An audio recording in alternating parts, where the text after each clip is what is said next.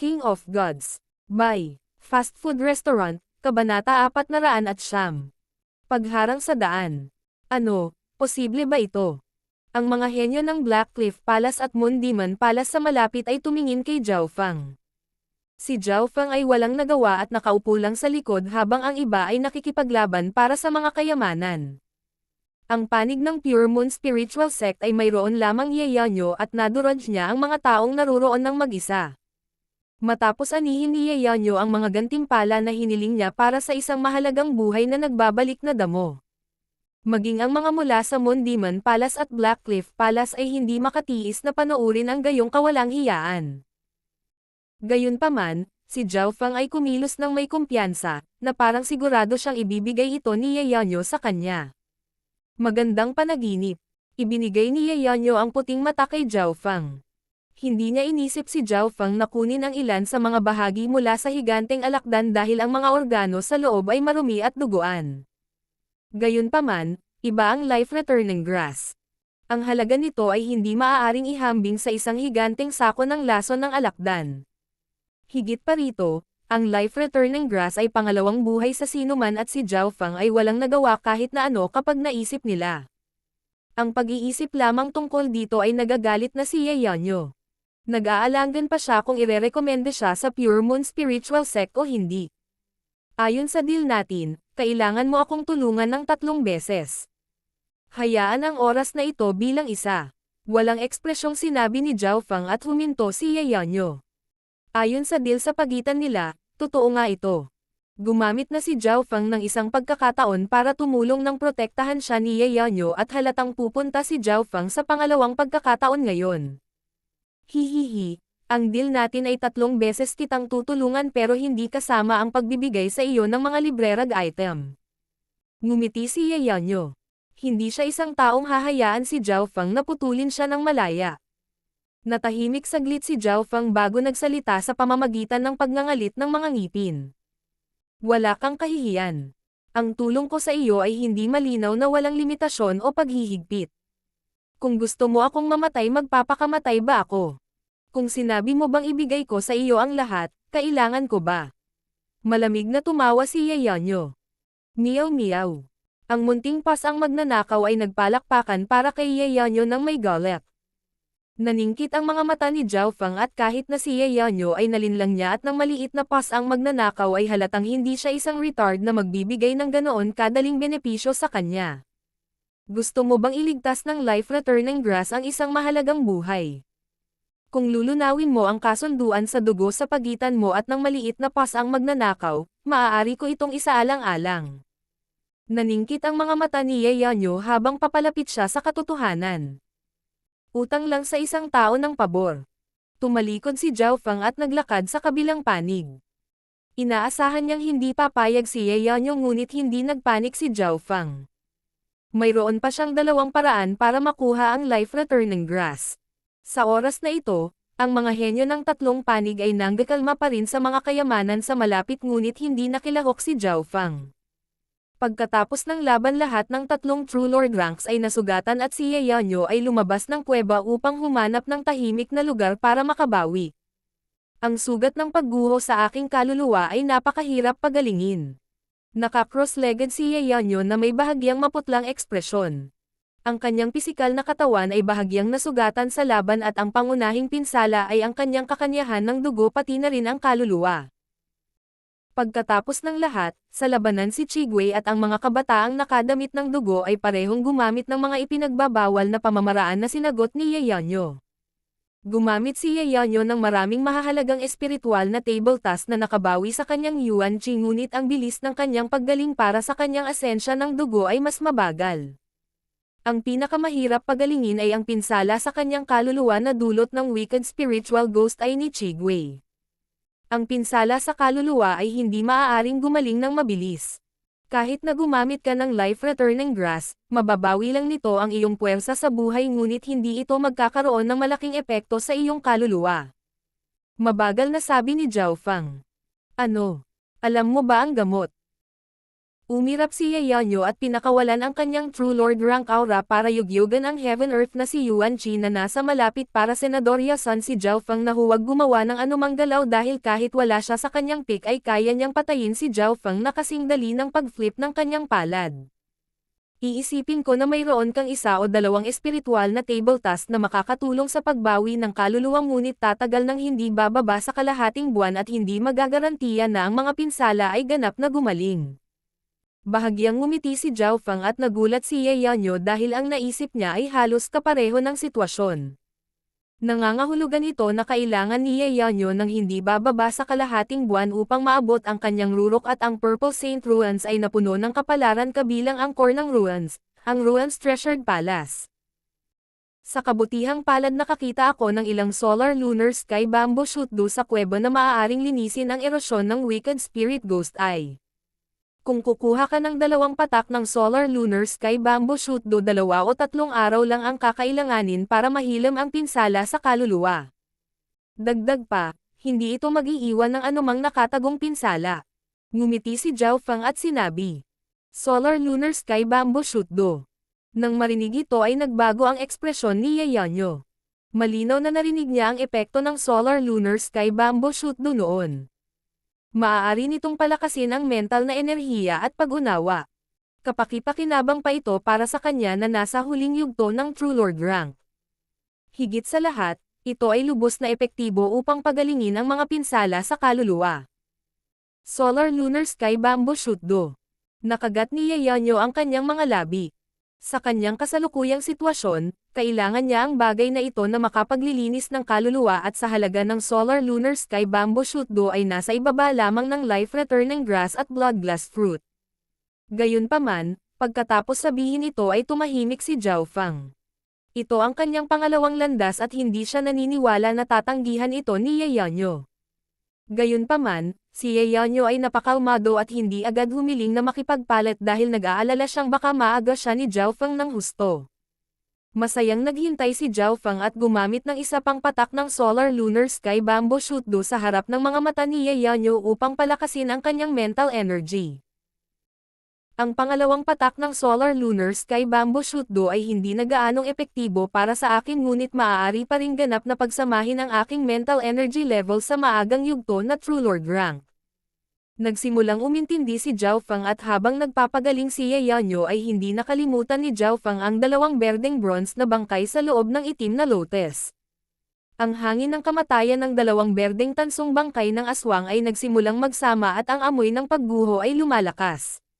Sa isang kisap mata, 2 araw na ang lumipas at ang mga aura ng 2 bangkay ng multo ay tungkol sa antas ng True Lord rank at ang enerhiya mula sa Earthian Poison Mushroom ay halos naubos na. Sa labas ay pinalitan ng Dark Silver Lines ang berdeng bronze at mas magandang tawagin itong Dark Silver Poison Corpses sa halip dahil ang Earthian Poison Mushroom ay isang napaka-nakamamatay na halaman at ang 2 Ghost Corpses ay mayroon ng malakas na lason. Kahit na ang higanteng Scorpion Poison Sac ay hindi idagdag sa Dark Silver Poison Corpses poison na ito ay sapat na upang banta ang mga nasa True Spirit Realm. Hindi maiwasan ni Zhao Feng na mapuno ng pag-asa. Ang kanyang plano sa lason na bangkay ay halos 60 hanggang 70% na kompleto. Sumunod ay lihim na inilagay ni Zhao Feng ang sako ng lason sa itim na lotus at pagkatapos ay idinagdag ito sa madilim na pilak na lason ng mga bangkay ng palihim sa itim na lotus. Sa pagdagdag ng poison sac ay mas kitang-kita ngayon ang mga pilak na linya sa 2 lason na bangkay. Sa antas ng 2 dark silver poison na bangkay na ito ay halos 80% True Lord rank ngunit sa kanilang lason, ang kanilang tunay na pinsala ay higit pa sa normal na True Lord rank Ghost Corpses. Siniyasat sila ni Zhao Feng gamit ang kanyang God Spiritual Eye. Hanggat pinalaki niya ng maayos ang 2 Dark Silver Poison Corpse na ito ay madaling makakarating sa True Lord rank. Pagkatapos ng 3 araw na pagpapahinga, sa wakas ay hindi na napigilan ni Yeonyo at nahanap si Zhao Feng. Magpalat tayo. Ang boses ni Yeonyo ay tumunog mula sa likuran at isang ngiti ang lumitaw sa mga labi ni Zhao Feng habang ipinagpalat niya ang 2 patak ng Solar Lunar Sky Bamboo Shoot Do para sa 2 patak ng Elixir of Life. Ang Elixir of Life ay nasa aking mga kamay ngayon. Inilagay ni Zhao Fang ang 2 patak sa kanyang berdeng lung at ginamit kaagad ni Ye Yanyo ang 2 patak ng Solar Lunar Sky Bamboo Shoot Do upang mapataas ang bilis ng kanyang paggaling. Sa panahong ito, nilibot ni Zhao Fang ang mahiwagang kanyan para maghanap ng ilang kayamanan. So. Ang mga henyo mula sa Blackcliff Palace ay patungo dito, gayon din ang nangungunang Chigwei ay halos nakabawi at nakita si Zhao Fang at ang nagpapagaling na si Ye Yanyo mula sa malayo. Kumikislap ang kanyang mga mata habang nakatingin ito kina Ye Yanyo at Zhao Fang. Kahit na wala si Ye Yanyo sa kanyang tuktok, wala silang kumpiyansa na talunin sila. Brother Chigwei, nagpadala si Brother Moyo ng isang ghost arrow letter na nagsasabing lalapit siya at susuportahan tayo. Isang figure ang kumislap at dumating. Mabuti, si Brother Moyo ay mas malakas pa sa akin at magkakaroon tayo ng 60% tagumpay laban sa kaluluwang nasugatan na si Ye Yanyo. Kahit papaano ay hindi makakatakas ang batang asol na buhok at tusong pasang iyon. Isang brutal na ngiti ang lumitaw sa mukha ni Chigwei. Ang pinakamalakas na henyo mula sa Blackcliff Palace sa pagkakataong ito ay hindi si Chigwei, ngunit pinamunuan din ni Moyo at Moyo ang isang team na mas malaki pa. Brother Chigwei, darating ang batang iyon. Ang batang babae na orihinal na nagmamay-ari ng itim na lotus ay tumingin sa asol na buhok na kabataang lumapit sa takot. Ang bagong dating ay si Zhao Fang. Maghintay ang lahat. Si Zhao Fang ay may kumpiyansa na hamarang sa daanan ng mga mula sa Blackcliff Palace at ang ekspresyon ng Chigwei at ng kumpanya ay lumabo nang ilabas nila ang kanilang mga makamulto na aura na kahit na ang normal na True Spirit Realms ay hindi makahinga. Brat, ang lakas ng loob mong harangan ang daan namin. Pagod ka na bang mabuhay? Brother Chigwei, hayaan natin siyang patayin. Ang mga henyo ng Blackcliff Palace ay nagngangalit ng kanilang mga ngipin sa puot. Bumagsak ang ekspresyon ng matangos na ilong kay Chigwei habang ang puting apoy ay tila kumikinang sa kanyang mga mata habang nakatitig kay Zhao Fang ngunit hindi kumikilos. Ang kumpiyansa at katahimikan na ipinakita ni Zhao Fang ay naghinala sa kanya na may daya. King of Gods, Kabanata 410. Kalakalan. Sa sandaling ito, hinarang ni Zhao Fang ang mga mula sa Blackcliff Palace ng may kumpiyansa. Hihihi, gusto ba ng brat na ito na labanan tayong lahat ng mag-isa? Ang mga henyo mula sa Blackcliff Palace ay may panunuya sa kanilang mga mukha ngunit ang itim na lotus na babae sa grupo ay may takot at pag-iingat sa kanyang mga mata, hindi nangangahas na maliitin si Zhao Fang. Brat, gusto mo bang pumunta sa tabi ng palasyo ng Blackcliff? Dahil ikaw ay isang henyo sa Tao of Corpses, maaari kong isaalang-alang na irekomende ka. Nag-aapoy ang mga puting apoy sa mga mata ni Chigwei habang dinilaan niya ang kanyang mga labi at sumulyap kay Ye Yanyo 2 milya ang layo mula sa gilid ng kanyang mata. May tiwala siyang patayin si Zhao Fang bago dumating si Ye Yanyo. Gayunpaman, tila walang bakas ng takot si Zhao Fang habang hinarap niya ang mga mula sa Blackcliff Palace. Ang mas kakaiba pa ay si Ye Yanyo na nagpapagaling ay tila walang pakialam sa buhay ni Zhao Fang. Lahat ng hindi pangkaraniwan na ito ay naghinala kay Chigwei. Talaga bang walang pakialam si Ye Yanyo sa buhay ni Zhao Fang? Kumikislap ang mga mata ng mga taga Blackcliff Palace ngunit hindi sila makapagdesisyon dahil natatakot silang may daya. Sa totoo lang, hindi nagkamali si Chigwei at ang iba pa. Talagang walang pakialam si Ye Yanyo sa buhay ni Zhao Fang ngunit nag-aalala kung siya ay mamatay, ang maliit na pas ang magnanakaw ay magkakaroon din. Para naman kay Zhao Fang, hindi siya natakot sa Blackcliff Palace dahil ang kanyang mental energy ay umabot na sa maagang yugto ng True Lord rank at kasama ang 2 pang Dark Silver Poison Corpses na may battle power na isang True Lord rank bawat isa, ang normal na True Lords ay, di kanyang kapareha. Gumawa tayo ng deal. Mahinang sabi ni Zhao Fang sa casual na tono. Deal. Nagulat muna si Chigwei at ang kanyang mga kasama ngunit ang kanilang mga mukha ay puno ng pang-aalipusta ngunit bago sila sumagot, binuksan ni Zhao Fang ang kanyang espiritual na mata ng Diyos at inilibot ang buong grupo. Weng! Naramdaman ng mga mula sa Blackcliff Palace ang kanilang mga sentido at biglang lumitaw sa isang simpleng gusali. Sa loob ng gusali ay nakaupo si Zhao Fang sa isang gilid habang si Chigwei at ang iba ay nasa kabilang gilid. Ilusyon sa enerhiya ng isip. Inilagay niya tayong lahat sa isa. Ang mga ilusyon ng enerhiya ng pag-iisip ng batang ito ay talagang hindi simple at ginagamit ang pamamaraang ito upang makipag-usap sa amin. Ang isang pares ng mga henyo mula sa Blackcliff Palace ay tumingin kay Zhao Feng sa ibang pananaw at si Qigwei ay bahagyang naantig. Si Zhao Feng ay lumikha ng isang mental energy illusion na lubhang makatotohanan ngunit higit sa lahat, ito ay bomb-alot sa kanilang lahat. Bigla niyang napagtanto kung bakit naglakas loob si Zhao Feng na harapin silang lahat ng mag-isa. Ang antas ng enerhiya ng kaisipan ni Zhao Feng ay umabot na sa maagang yugto ng True Lord rank, hindi malayong naiiba sa Qigwei. Kung gumamit siya ng mental energy skill, hindi ito mahahadlangan ng lahat maliban kay Qigwei. Bata, anong gusto mo? Ano ang kailangan mong ipagpalit sa amin? Diretso agad sa punto si Qigwei. Sa sandaling ito, hindi siya nang ahas na maliitin si Zhao Feng. Kapag nagsama sina Zhao Feng at Ye Yanyo, lahat sila ay maaaring maiwan. Sa kabutihang palad, nakita niya na may tulay sa pagitan nina Zhao Feng at Ye Yanyo at hindi sila nagtitiwala sa isa't isa. Gusto ko ang higanteng Scorpion Claws, Deadly Yin Crystal Bone at 10,000 Corpse Grass. Humingi si Zhao Feng ng 3 materyales at tiyak na mayroon silang mga higanteng Scorpion's Claws. Noong hinahati nila ang higanteng alakdan, ang mga kuko ay napunta sa Blackcliff Palace. Para sa Deadly Yin Crystal Bone at 10,000 Corpse Grass, si Zhao Feng ay hindi sigurado kung mayroon sila nito o wala. Madaling sabihin ang mga kuko ng higanteng Scorpion, dahil mayroon kaming 4 at ayos lang ang pangangalakal ng isa. Tulad ng para sa Deadly Yin Crystal Bone, maaari nitong dagdagan ang opensa ng isang bangkay ng multo at napakabihira. Ang 10,000 Corpse Grass ay mas mahalaga pa at kayang magpalaki ng Ghost Corpses cultivation at ang halaga nito ay nasa ibaba lamang ng Earth Yin Poison Mushrooms. Kahit na mayroon kami nito hindi namin ito ipagpapalit sa iyo. Sagot ni Qigwei. Iniisip niya kung para saan kailangan ni Zhao Feng ang mga item na ito. Pagkatapos noon, isang iglap ang dumaan sa mga mata ni Qigwei. Ang higanteng mga kuko ng alakdan ay nagmula sa malaking alakdan at napakatalas. Kapag ito ay pinagsama sa poison sac, mas magagamit nito ang lason. Gusto niya ang higanteng Scorpion Claw pagkatapos ay gamitin ito kasama ng lason at idagdag ito sa mga bangkay ng multo. Talagang karapat-dapat siyang maging isang True Lord rank genius at hindi nagtagal ay nahanap niya ang iniisip ni Zhao Feng. Talagang pinaplano ito ni Zhao Feng. Dadagdagan niya ang talas ng mga bangkay ng multo at ang mga kuko ay gumagana kasabay ng lason.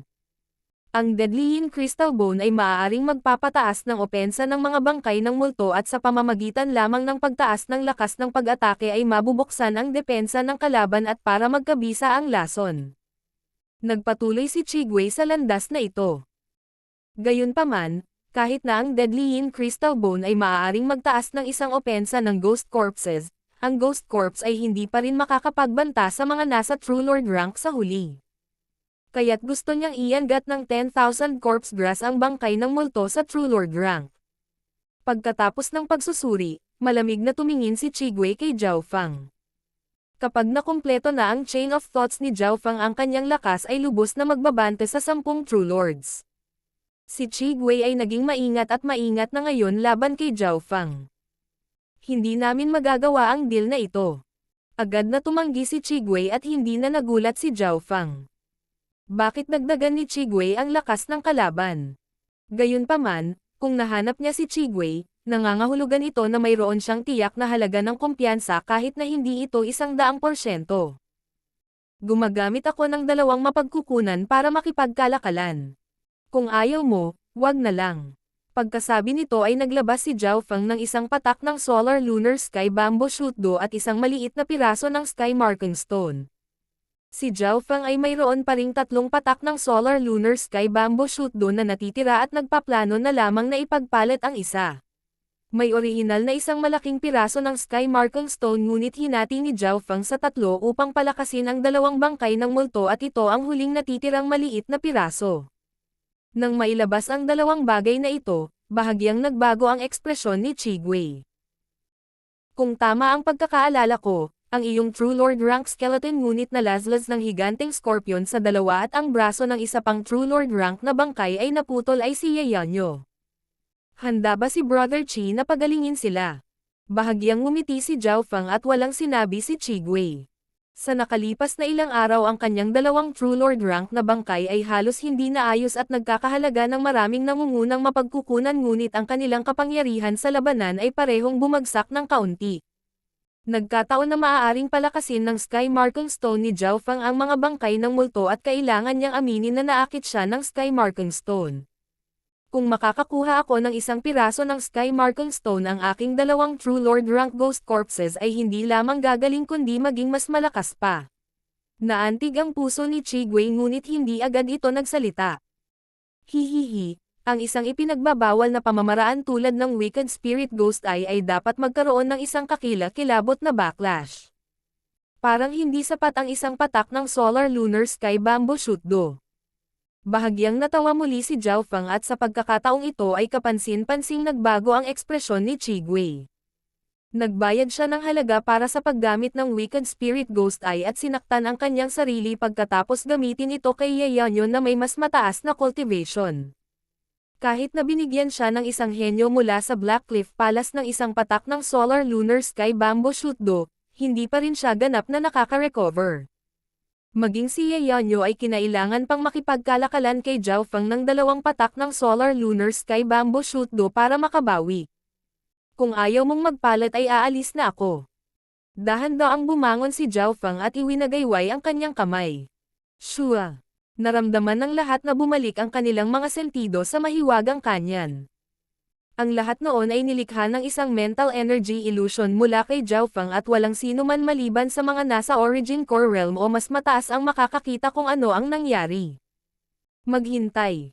Kinagat ni Chigwei ang kanyang mga ngipin at tinawag si Zhao Feng. Tila naguguluhan si Zhao Feng sa mga mula sa palasyo ng Blackcliff. Ang dahilan kung bakit siya nagmungkahi ng kalakalan ay nangangahulugang siya ay may kumpiyansa. Sa kasalukuyan, ang lakas ni Chigwei ay nabawasan at kailangan ang Sky Marking Stone at Solar Lunar Sky Bamboo Shoot Do. Kung makukuha ko ang dalawang bagay na ito ay mababawi ang aking lakas at maaaring tumaas pa ng kaunti. Nagdesisyon si Chigwei at naglabas ng claw na kasing laki ng puno mula sa kanyang interspatial ring pagkatapos ay inihagis ito sa lupa. Giant Scorpion Claw. Tumango si Zhao Feng. Pagkatapos noon ay sinabihan ni Chigwei ang isa pang kabataan mula sa Blackcliff Palace na kumuha ng isang maitim na pilak na kristal na may masakit na ekspresyon. Deadly Yin Crystal Bone. Si Zhao Feng ay lubos na nasisiyahan. Itong dalawang items lang meron kami. Kahit na nasa amin ang 10,000 corpse grass ay hindi namin ibibigay sa iyo dahil ang halaga nito ay higit pa sa dalawang binibigay mo. Mababang sinabi ni Chigwei at malamig na tumawa sa loob ng kanyang puso. Kung wala ang 10,000 corpse grass, hindi makakarating ang iyong bangkay sa True Lord rank at gaano man sila kalalason at gaano man katalas ang kanilang mga pag-atake, hindi ka mananalo, hindi mo ako kayang takutin. Sa totoo lang, wala talagang 10,000 corpse grass si Chigwei at ang mga kasama. Kung mayroon sila ay ginamit na nila ito sa sarili nilang mga bangkay ng multo. Mabuti. Inihayag ni Zhao Feng ang isang halos hindi makontrol na ekspresyon. Ang dahilan kung bakit niya binanggit ang 10,000 corpse grass ay para iligaw ang pag-iisip ni Chigwei at ipaisip sa kanya na kailangan niya ito para tumaas ang level ng kanyang mga bangkay ng aswang. Hindi niya akalain na napataas na ni Zhao Feng ang antas ng mga bangkay ng multo sa pamamagitan ng paggamit ng Earth Yin Poison Mushroom. Ang panlilinlang na ito ay maaaring magresulta sa pagtatago ni Zhao Feng ng kanyang mga card at gawing minamaliit ng kalaban ang kanyang sarili. Hindi niya pinangarap na makuha ang 10,000 corpse grass. Ang pagkuhalang ng Scorpion Claw at Deadly Yin Crystal Bone ay sapat na. Para sa kaligtasan, pinadalhan ni Zhao Feng si Chigwei ng dalawang pinakamataas na True Mystic rank henyo upang makipagkalakalan sa kanya dahil sa ibabaw ay may napakalaking kalamangan ang Blackcliff Palace. Napakaingat ng batang ito. Tumango si Chigwei bilang pagsang-ayon. Ilang sandali pa ay nakuha ni Zhao Feng ang kanyang higanteng Scorpion Claw at Deadly Yin Crystal Bone habang nakuha ni Chigwei ang gusto niya. Hindi naman siguro akalain ng dalawang panig na nakipagpalit sila sa isa't isa. Ang higanteng Scorpion Claw ay maaaring patalasin ang mga kuko ng dalawang Dark Silver Poison Corpses at maaaring maglaslas sa depensa ng kalaban, na nagpapahintulot sa lason na magkabisa. Ang Deadly Yin Crystal Bone ay maaaring magpapataas ng kabuuang lakas ng mga bangkay. Tuwang-tuwa si Zhao Feng sa kanyang puso. Sa gilid ng Blackcliff Palace, si Chigwei at ang mga kasama ay may malabong ekspresyon na may intensyong pumatay habang pinapanood nila si Zhao Feng na umalis. Senior brother, gusto mo bang? Isang payat na kabataan ang nagwagayway ng kanyang kamay sa galaw ng pagputol. Sa puntong ito, nakatalikod si Zhao Feng sa kanila at 100 yarda lang ang layo. Masasabing ito na ang pinakamagandang oras para umatake. Talaga bang hindi sa atin ang natatakot brat na ito? Sumilay ang nakamamatay na layunin sa mga mata ni Chigwei habang dahan-dahan niyang itinaas ang isang kamay. Ang mga henyo mula sa Blackcliff Palace ay lahat ay nagpipigil ng hininga at dinilaan ang kanilang mga labi sa pananabik. Sa isang utos ay maaari nilang tumalsik ang dugo ni Zhao Feng at kunin ang kanyang buhay at kayamanan. King of Gods, Kabanata 411. Pain, patayin, nabigo. Sa hangin ng kanyan. Ang itim na usok ay gamulong sa kalangitan at lahat sa loob ng 10 milyang radius ay tahimik. Si Chigwei ay nakatayo sa gitna at isang puting apoy ang sumayaw sa kanyang mga mata. Nakataas ang isang kamay at pinakawalan ang layuning pumatay. Ang mga mula sa palasyo ng Blackcliff ay may nasasabik at nakakatakot na mga ekspresyon habang hinahabol nila ang kanilang mga hininga.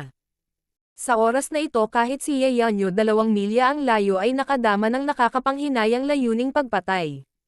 Miyaw miyaw. Humikab ang munting pas ang magnanakaw, na para bang walang pakialam sa buhay o kamatayan ng mga dating may-ari nito. Munting pas ang magnanakaw, kapag namatay siya ay kakalagkarin ka rin pababa. Inihayag ni Ye Yanyo ang isang nakakabahalang ekspresyon. Wala siyang pakialam kung namatay o nabuhay si Zhao Feng ngunit natakot siya na ang kanyang kamatayan ay haatak din pababa sa maliit na pas ang magnanakaw kung saan siya nagkaroon ng kasunduan sa dugo. Ang lakas ng pagkaladkad na ito ay nakasalalay sa distansya sa pagitan nila, ang kanilang paglilinang, linya ng dugo at lakas ng kaluluwa.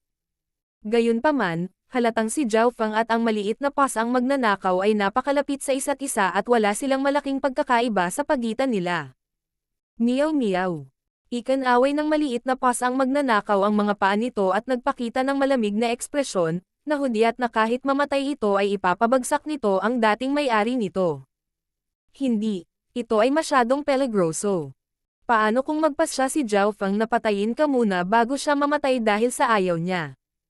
Hindi napigilan ni Ye Yanyo at tumayo. 2 milya lang ang pagitan nila at ang kailangan lang gawin ni Zhao Feng ay hamarang ng isang sandali o dalawa at darating si Ye Yanyo. Gayunpaman, ibinalik ni Zhao Feng ang kanyang itim sa mga mula sa palasyo ng Blackcliff at dahan-daang naglalakad. Parang hindi man lang niya naramdaman ang malamig na pagpatay sa mga nasa likod. Ang batang ito, sigurado ba siyang ililigtas ko siya? Nagalit si Ye Yanyo at tinapakan ang kanyang paa sa lupa. Masyadong malapit si Zhao Feng sa Blackcliff Palace at kapag sinalakay ni Chigwei at ng kumpanya si Ye Yanyo ay wala ng oras para iligtas siya. Sa kritikal na sandaling ito ay hindi bumababa ang nakataas na kamay ni Chigwei. Isang pambihirang tanda ng pag-aalinlangan ang lumitaw sa kanyang mukha. Tama, nakita ni Ye Yanyo ang malinaw na tanda ng pakikibaka sa kanyang mukha. Maging ang mga henyo mula sa Blackcliff Palace ay nakaramdam ng kakaiba. Karaniwang mapagpasyahan si Brother Chigwei, ano ang dapat ipag-alala? Sa puntong ito ng panahon. Nang hindi namamalayan, ang bloodline ni Chigwei, ang wicked spirit ay biglang naging uneasy. Nilinang niya ang daw ng ghost corpses at ang kanyang mental energy ay mas malakas kaysa sa iba sa kanyang cultivation. Dagdag pa sa katotohanang mayroon siyang bloodline ay mayroon siyang sensitive instinct. Si Chigwei ay palaging nagtitiwala sa kanyang instinct nang walang pag-aalinlangan at pinahintulutan nitong makatakas ng ilang beses noon. Isang eksena ang biglang lumitaw sa isip ni Chigwei. Isang eye of heaven na lumilitaw sa kalangitan at nakatingin sa mundo na para bang ito ay isang pag-iral na kapantay ng langit at lupa. Sa huling sandali ang titig ng eye of heaven ay tila nakikita sa kanyang katawan at sa kanyang kaluluwa. Ho! Umiling si Chigwei at suminop. Ang mga tinig mula sa iba pang mula sa Blackcliff Palace ay tumunog sa kanyang mga tainga. Brother Chigwei, kung hindi tayo gagawa ngayon, mawawalan tayo ng pagkakataon. Tumingin si Chigwei at nakitang lumakad si Zhao Feng mula sa 100 yarda, na ganoon pa rin ang mabagal na takbo. Si Ye Yanyo ang sa halip ay nagmamadaling pumunta. Umalis. Biglang nagpa siya si Chigwei na walang nakakaintindi. Kahit na ang mga henyo mula sa Blackcliff Palace ay nagulat, hindi sila ng ahas na sumalungat sa utos at umatras. Brother Chigwei, napakalapit sa atin ng batang iyon at kapag kumilos tayo kahit si Ye Yanyo ay hindi makakarating sa tamang oras. Hindi maintindihan ng kabataang kasing payat ng sangay. Hindi nagpapanggap na kalmado ang brat na ito. Talagang hindi siya natatakot sa atin at higit sa lahat, hindi ko makita ang tunay niyang kakayahan. Mataimtim na sabi ni Chigwei. Sa Purple Saint Ruins, pamilyar si Chigwei sa iba pang 10 True Lord ranks at medyo alam niya ang tungkol kay Ye Yanyo at maging ang numero 1 henyo. Gayunpaman, habang nakikisalamuha si Chigwei sa kabataang ito sa kanyang harapan ay mas nakakatakot ang pakiramdam niya kay Zhao Feng. May kasabihan. Ang hindi kilalang mga kaaway ay mas nakakatakot kaysa sa mga kilalang kaaway. Ang mga henyo mula sa Blackcliff Palace ay hindi kumilos at pinanood si Zhao Feng na lumipad palabas ng 1 milya. Gusto kong linlanggan itong Chigwei, pero mukhang maingat siya. Bulong ni Zhao Feng sa kanyang sarili na may bahagyang panghihinayang. Sinadya niyang tumalikod sa kanila para bigyan sila ng kapintasan para patayin siya. Sigurado si Zhao Feng na hindi basta-basta titingnan ni Ye Yanyo ang pagkamatay niya. Kaya't ang mga henyo mula sa Blackcliff Palace at Ye Yanyo ay mag-aaway at kapag nagtagumpay ito ay nagkaroon si Zhao Feng ng mataas na pagkakataon na manatili ang kalahati ng Blackcliff Palace at maaaring mapatay pa ang True Lord rank Chigwei. Pagkatapos ng lahat, ang pagbagsak ng lakas ni Chigwei ay mas malaki kaysa kay Ye Yanyo at si Ye Yanyo ay naka-recover na ng marami mula sa paggamit ng Solar Lunar Sky Bamboo Shoot Do mula sa nakalipas na ilang araw. Sa isang ulo kapalit ni Zhao Feng at ang maliit na pass ang magnanakaw bilang suporta, si Ye Yanyo ay nagkaroon ng 50 hanggang 60% upang patayin si Chigwei. Kahit na hindi nila siya mapatay ay magagawa nilang pumatay ng ilang iba pa at ang mga samsam sa digmaan ay magiging kapakipakinabang kay Zhao Feng dahil sila ay tungkol sa daw ng ghost corpses. Sa kasamaang palad, sa halip ay umatras si Chigwei sa kritikal na sandali at dahil dito, naiwasan niya ang pain at pagpatay na ito, ibig sabihin, nauwi sa kabiguan ang lansihin. Bakit ito nabigo? Naramdaman ni Zhao Feng na masyado siyang kalmado at ginawang maingat si Chigwei kay Ye Yanyo.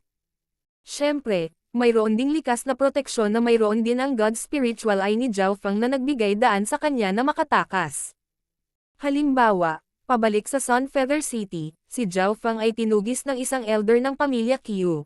Ngunit ito ay naramdaman niya noon pa man at pinaghandaan niya ito. Pagkatapos noon, nagkita sina Zhao Feng at Ye Yanyo at ang huli ay nagpakawala ng hininga ngunit may malamig na mukha. Mas mabuting huwag kang magkaroon ng anumang mga trick at huwag mo nang isipin ang pakikipagtulungan sa mga masasamang puwersa tulad ng Blackcliff Palace. Tama si Goddess Ye. Gusto kong makipagkalakalan sa Blackcliff Palace ngunit hindi ko akalain na ang masasamang dawis na ito ay may layuning pumatay sa kanilang mga puso. Kailangan kong magpasalamat kay Goddess Ye sa pagtulong sa akin. Sabi ni Zhao Feng. Sa mga tuntunin ng pakikipagtulungan, pipiliin muna niya ang Pure Moon Spiritual Sect. Ito ang pinakamalakas sa 3 sekta at matuwid.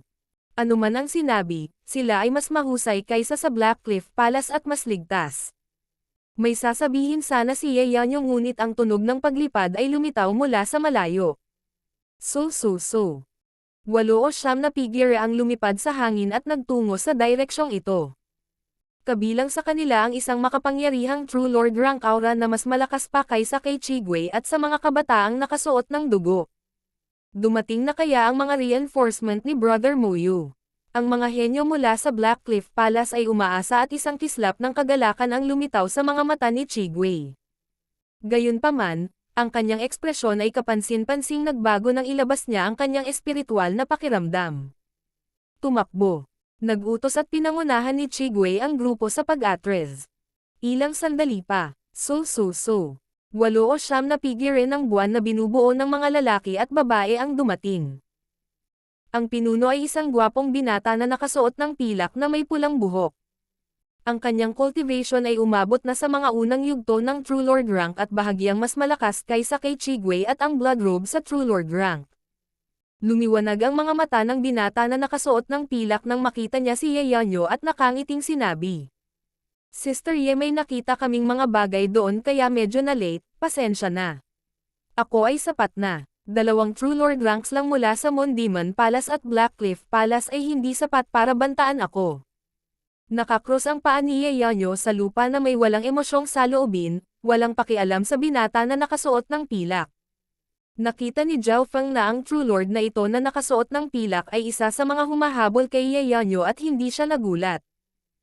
Bakit ang isang tulad ni Yeonyo ay hindi magkakaroon ng mga gwapong kabataan na hahabulin siya? Karamihan sa mga normal na kabataan ay malamang na walang karapatan o lakas ng loob. May isa o dalawang martial sister na medyo magaling kay Yeonyo at nagsimulang makipag-usap sa kanya. Sister Ye, nasugatan ka. Sino pa ba bukod kay Brother Lu ang makakapigil kay Sister Ye gamit ang kanyang lakas? Naabot na ng dalawang martial sister ang pinakamataas na True Mystic rank at pareho silang nagulat. Ngumiti si Yeonyo at ikinwento ang nangyari kay Chigwei at sa dugong True Lord. Mahirap isipin na si Sister Ye ay may ganitong swerte. Ang mga kayamanan sa kuwebang ito ay mas maganda pa kaysa sa atin. Ang mga babae ay kasing lapit ng magkapatid at ang pagtingin pa lang sa kanila ay parang ang sarap. Ang mga lalaking disipulo ng Pure Moon Spiritual Sect ay napabuntong hininga ng may paghanga. Si Yeonyo ay walang kapintasan. Gayunpaman, si Yeonyo at ilang iba pa ay napakaganda at maging ang nakasuot ng pilak na True Lord ay hindi makagambala. Hindi ito pinansin ni Zhao Feng at sa halip ay nagulat siya sa lakas ng Pure Moon Spiritual Sect. Sa grupong si Yeonyo at ang mga kabataang nakasuot ng pilak ay mga True Lord at higit sa natitirang kalahati ay ang pinakamataas na True Mystic rank. Ang huling yugto ng lakas ng True Mystic rank ni Zhao Feng ay nasa ibaba sa gitna ng Pure Moon Spiritual Sect. Sister Ye, sino itong brat? Sa wakas ay nakahanap ng paksang pag-uusapan ang lalaking nakasuot ng pilak at ang kumpanya at ang kanilang mga mata ay dumapo kay Zhao Feng sa isang iglap. Si Zhao Feng ay walang anumang aura ng tatlong panig sa kanya at ito ay nagbigay sa kanila ng maraming haka-haka. Ang sinumang henyo na pumasok sa Purple Saint Ruins ay may mga inheritance token mula sa tatlong sekta. Hihihi, sa tingin ko siya ang bilanggo ng digmaan ni Sister Ye. Isang magandang batang babae ang ngumiti at siniyasat si Zhao Feng at hinawakan pa ang kanyang asol na buhok. Nagsalubong ang mga kilay ni Zhao Feng ngunit walang nagawa. Ang lakas ng Pure Moon Spiritual Sect ay hindi lang nakakatakot. Ayon sa alam niyang 5 sa 10 True Lord ranks ay nagmula sa Pure Moon Spiritual Sects kasama ang pinakamalakas. Ang pasang ito ay napakakulit din. May isa pang batang babae na gustong hawakan ang maliit na pas ang magnanakaw ngunit naiwasan ito ng huli. Sister Ye, ano ang meron sa tao at pasang ito? Kumikislap ang mga mata ng kabataang nakasuot ng pilak, at ang iba pang mga lalaking disipulo ay nag-inspection kay Zhao Feng ng may pag-iingat. Sa wakas ay binanggit ni Yeonyo ang tungkol sa deal sa pagitan nila ni Zhao Feng. Ano bang dapat pag-usapan sa mga clown na ito? Huhulihin lang natin siya at pahihirapan natin ang mga sikreto niya. Malamig na inilabas ng binata na nakadamit ng pilak ang kanyang True Spirit Realm aura at ang hangin ay tila napuno ng makinang na liwanag ng buwan na naging dahilan upang hindi makahinga ang iba. King of Gods, Kabanata 412. Ang maalamat na kontinente. Huhulihin lang natin siya at pahihirapan natin ang mga sikreto niya. Ang saloobin ng binata na nakasuot ng pilak ay napakalakas, at isang malamig na kislap ang sumilay sa kanyang mga mata. Pagkatapos ay inilabas niya ang kanyang True Lord rank aura at sadyang pinilit kung nasaan si Zhao Feng. Tama ang sinasabi ni Brother. Ang kasaysayan ng taong ito ay hindi alam at maaaring isang especially iya mula sa ibang mga sekta. Isang henyo na hindi mula sa tatlong sekta ngunit nakapasok sa Purple Saint Ruins. Kailangan nating ilabas ang sikreto. Ang iba pang mga lalaki ay tumalon lahat at sumang-ayon. Sa mga taong naruroon maliban kay Yeonyo, ang kabataang nakasuot ng pilak na si Yu Luo ang may pinakamataas na katayuan at pinamunuan ang kabilang grupo. Kaya ganito ang pakikitungo ng Pure Moon Spiritual Sect sa mga bisita nito. Narinig kong si Goddess Ye ay isang matuwid na sekta na nagsusumikap pasulong at gusto ni Goddess Ye na irekomende sa akin na pumasok sa sekta. Pero parang, hayaan mo na. Si Zhao Feng ay nagpahayag ng labis na pagkadismaya at si Yu Luo at ang kumpanya ay lahat ay lumingon kay Ye Yanyo na may mga nakapirming ekspresyon. Brother Yu Luo, huwag mong pakialaman ang negosyo sa pagitan ko at niya. Alam ko ang karamihan sa kanyang kasaysayan. Nagsalubong ang kilay ni Ye Yanyo. Noong una ay ayaw niyang protektahan si Zhao Feng, ngunit dahil tinawag siya nito, wala siyang magawa. Pagkatapos ng lahat, ang dalawa ay may deal at kung si Yu Luo at ang kumpanya ay masyadong mapilit, hindi ito nagbibigay ng mukha sa kanya. Sister Ye, dahil may deal ka sa kanya, halatang hindi ako makikialam ngunit para sa kaligtasan ng mga disipulo ng sekta kailangan nating itanong kung paano siya nakapasok sa Purple Saint Ruins. Lumambat ang ekspresyon ni Yu Luo at naging nagtatanong. Walang kasalanan ang isang ito. Itanong mo kung ano ang gusto mo. Umupo si Zhao Feng sa lupa at sadyang lumapit ng kaunti kay Ye Yanyo at sa iba pang mga babae. Hindi siya kayang salakayin ni Yu Luo o paghigpitin ang kanyang kalayaan. Maaari niyang tanungin ang anumang gusto niya. Kumunat ang mga kilay ni Yu Luo at naisip. Hindi ba natatakot sa akin ang batang ito? Sa kanyang True Lord rank cultivation, sa ilalim ng normal na sitwasyon, sino ang hindi gumagalang sa kanya? Higit pa rito, ang True Lord rank aura ni Yu Luo ay tila hindi epektibo laban kay Zhao Feng. Saan ka nanggaling? Paano ka nakapasok sa Purple Saint Ruins? Dumiretso agad si Yu Luo sa punto. Ako ay nagmula sa Great Azure Stone Continent at pumasok sa ruins na ito dahil sa isang misteryosong kapangyarihan na bumalot sa akin at pati na rin sa pasang ito. Ang mga aksyon ni Zhao Feng ay labis na mayabang at nang sabihin niya ang Azure Stone Continent, siya ay puno ng pagmamalaki. Azure Stone Continent. Ang mga henyo ng Pure Moon Spiritual Sect ay natigilan. Ang mga kontinente ay isang maalamat na lugar at si Ye Yanyo lamang ang may mapanuksong ngiti sa kanyang mukha dahil alam na niya ang tungkol sa sitwasyon ni Zhao Feng. Teka, ano ang pinakamataas na antas ng bituin ng pinakamalakas na puwersa sa kontinenteng ito at ang pinakamataas na kilalang pagtatanim? Nag-react si Yu Luo. Ang pinakamalakas ay isang one-star clan at ang pinakamataas na cultivation ay ang Origin Core Realm. Sabi ni Zhao Feng na hindi sigurado. Ang mga Polaka sa ilalim ng balon ay nangangahas na tawagin ang kanilang sarili bilang isang kontinente. Ang mga henyo mula sa Pure Moon Spiritual Sect ay tumawa ng husto at napaatras ang kanilang mga ulo. Tulad ng inaasahan, wala kang alam. Lalong naging halata ang paghamak ni Yu Luo. Ano ang gagawin mo? Lahat ng masama. Nagkunwari si Zhao Feng na walang alam. Matapos tanungin si Ching Xiaoshu mula sa Windsnow Pavilion, mahina niyang napagtanto na ang Azure Flower Continent na pinanggalingan niya ay hindi isang tunay na kontinente. Noong panahong iyon, sinabi ni Ching Xiaoshu na tinatawag ng ilang maliliit na isla ang kanilang sarili na mga kontinente at mga Polaka sa ilalim ng isang balon. Sinabi niya ito para kumpirmahin ang sinabi niya at sadyang maliitin. Halatang totoo ang iniisip ni Zhao Feng. Nang marinig na si Zhao Feng ay nagmula sa isang kontinente, ang mga henyo mula sa Pure Moon Spiritual Sect ay halatang hinamak siya. Ang pinakamalakas na angkan ng iyong mga isla ay isang bituin lamang at ang pinakamalakas ay nasa Origin Core Realm lamang. Malinaw na hindi ito ang maalamat na kontinente. Ipinaliwanag ng isang batang babae sa tabi ni Ye Yanyo na nakakatuwang ito. Hindi ako naniniwala dito. Galing talaga ako sa isang kontinente at doon ako lumaki.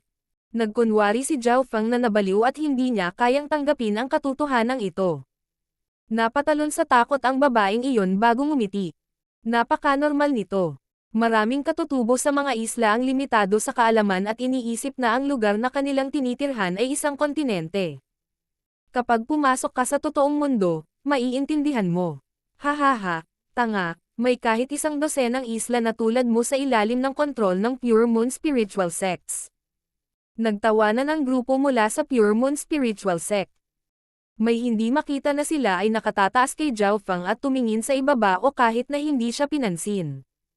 Ito ang gusto ni Zhao Feng, ang iparamdam sa mga taong ito na hindi siya pinagbabantaan at halatang hindi mag-iingat sa kanya o maghihigpit sa kanya.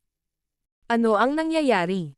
Nagkunwari pa rin si Zhao Feng na hindi ito matanggap at tinanong ang babae noon pa man. Hihihi, noong nabasag ang desolate continent at naging 1 trilyong alikabok, ang bawat batik ay isang isla. Bukod sa mga isla ay walang limitasyong dagat, kasama ang iyong kontinente o ang aming Tianlo Islands ay lahat ng mga batik sa walang limitasyong kawalan. Paliwanag ng dalaga. Alam ni Zhao Feng ang kaunti o dalawa tungkol sa desolate continent at ang labanan ng mga sinaunang Diyos mula sa pagbabasa ng mga talaan. Sa panahong iyon ang mundo ay mayroon lamang isang desolate continent na nabuo mula sa kaguluhan.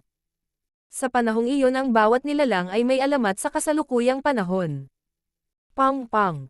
Nang banggitin ang desolate continent, lumundag ang spiritual eye ni Zhao Feng. Sa ilang bahagi ng panaginip, nahulaan ni Zhao Feng na ang God's spiritual eye ay nagmula sa panahong iyon.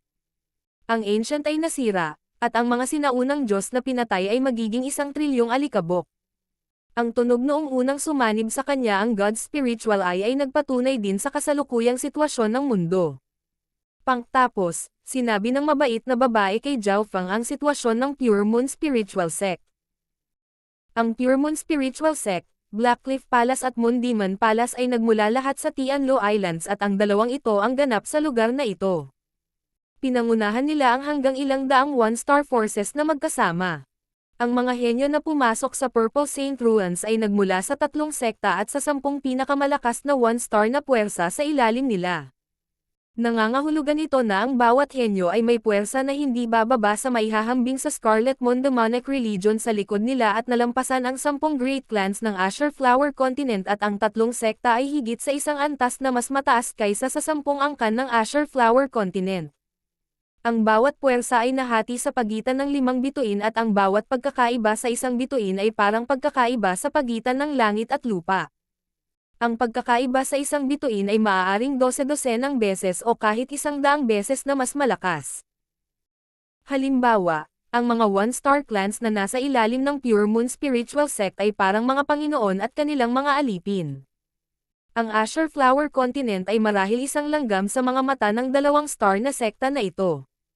Matagumpay na ginawa ni Zhao Feng ang mga taong ito na maliitin at minamaliit siya, ngunit ang kanyang puso ay bahagyang sumakit. Kung hindi niya pinasok ang manang ito ay malamang na hindi niya malalaman na palaka pa rin siya sa ilalim ng balon. Nag-isip si Yuluo at hindi nagtagal ay sumuko sa pagtatanong kay Zhao Feng at nawala ng interes sa kanya. Ang Pure Moon Spiritual Sect ay nagpadala ng ilan sa mga henyo upang maghanap ng mga kayamanan sa paligid ng misteryosong kanyan habang ang iba ay nanatili sa likuran. Tama, Sister Ye, may isang napakahalagang impormasyon na nakalimutan kong sabihin sa iyo. Biglang may naalala si Yuluo. Mahalagang impormasyon. Bukod sa Ruan's Treasured Palace na ang lugar ay hindi kilala, ano pang impormasyon ang mahalaga sa akin?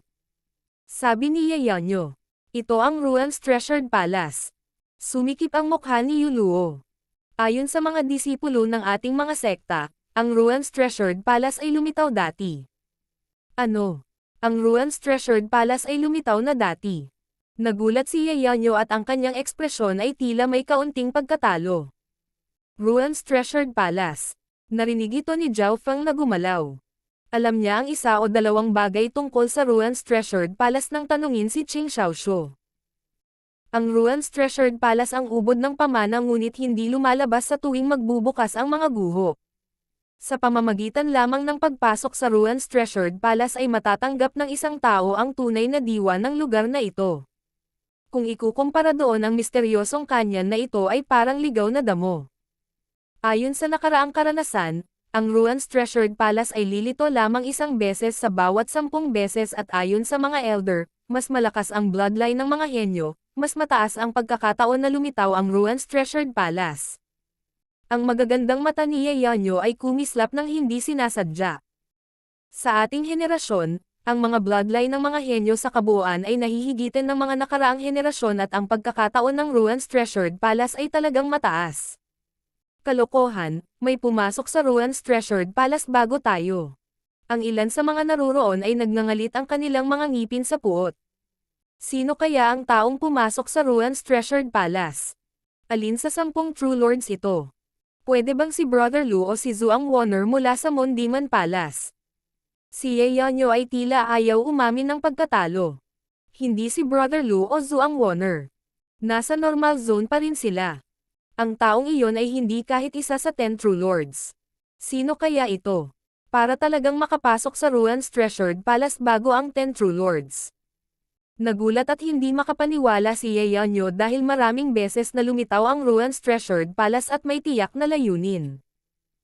Halimbawa, ang isang henyo na pumasok ay may karaniwang talento ngunit dahil angkop para sa Purple Saint Ruans, natanggap ang mana nito. Kinumpirma nila na ang tao ay hindi isa sa 10 True Lords. Maaaring pumasok ang taong iyon sa Ruan's Treasured Palace ngunit hindi tulad ng wala tayong pagkakataon. Hindi mapigilan ni Zhao Feng na sumabad. Ang Ruan's Treasured Palace ay karaniwang lumilitaw isang beses sa bawat 10 beses at pagkatapos na lumitaw ng isang beses, ang pagkakataong muling lumitaw ay bababa sa 1%. Sabi ng isang babae na may pagtatampo na tono. Hindi ba't nangangahulugan ito na wala tayong kapalaran sa Ruan's Treasured Palace? Hindi ito inaasahan ni Zhao Feng. Ang dahilan kung bakit siya pumasok sa panig ng Pure Moon Spiritual Sects ay para makapasok sa Ruan's Treasured Palace.